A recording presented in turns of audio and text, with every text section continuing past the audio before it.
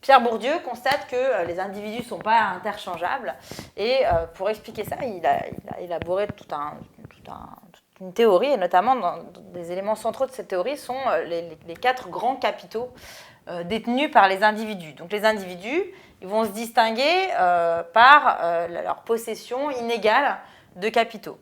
Et cette possession inégale de ce capitaux, elle va se manifester d'une part par une dotation globale différente de capitaux, c'est-à-dire qu'un volume différent de capitaux, il y en aura qui auront beaucoup de capital et d'autres qui auront moins de capital, et ils vont se distinguer également par la composition de leur capital.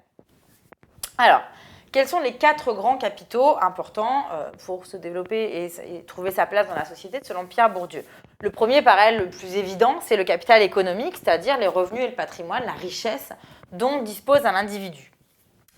Le second qui est en fait pour Pierre Bourdieu le plus important, c'est le capital culturel, c'est-à-dire l'ensemble des savoirs, des savoir-être d'un individu, ce qu'on appelle son habitus, ses dispositions, sa capacité à se positionner, etc.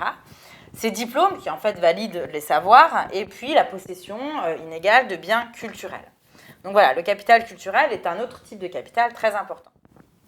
Troisième type de capital très important, c'est le capital social, c'est-à-dire le réseau de relations dont dispose un individu ou dont dispose la famille d'un individu et donc il peut activer pour avoir des informations. Donc ça, c'est un capital qui va servir notamment dans le champ professionnel, donc des informations pour savoir où se positionner, où postuler pour avoir un stage, pour avoir un emploi, etc. Et le dernier type de capital, c'est le capital symbolique, qui va en fait valider un certain prestige social et qui va en fait légitimer la possession des autres capitaux, hein, donc la possession de capital culturel, etc. Donc la capacité à avoir du prestige. Et donc voilà, pour Pierre Bourdieu, ce qui est important, c'est pas seulement le volume global de capital dont on dispose, mais aussi la composition de ce capital, puisque Bourdieu il divise la société en un ensemble de champs.